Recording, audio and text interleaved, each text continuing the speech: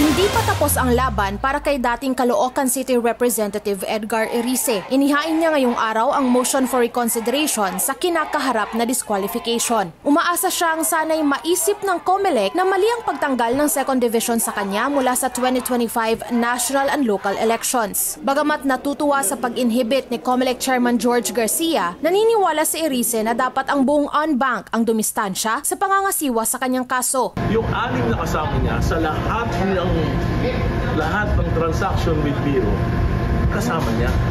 At kasama sila sa mga inaakusahan ko.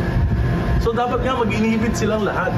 Pinaninindigan pa rin ng dating mambabatas ang kanyang mga paratang laban sa komisyon. Naniniwala siyang may pang-aabuso na naganap nang i-disqualify nito ang dating poll service provider na Smartmatic sa bidding. At sabi ng Korte Suprema, they committed a grave abuse of discretion. Ngayon, ito na naman ang pinakamasama nito. Kung yung komisyon nasasanay na mag-abuso ng kapangyarihan.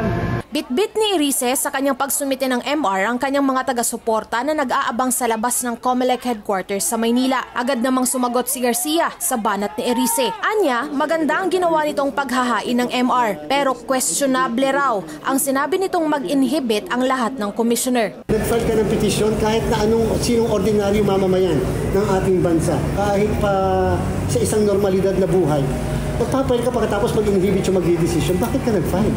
Pakiusap din ni Garcia kay Erice, igalang ang proseso ng komisyon dahil ang batas pa rin ang mananaig. Para sa Agenda, Andrea Salve, Abante Radio.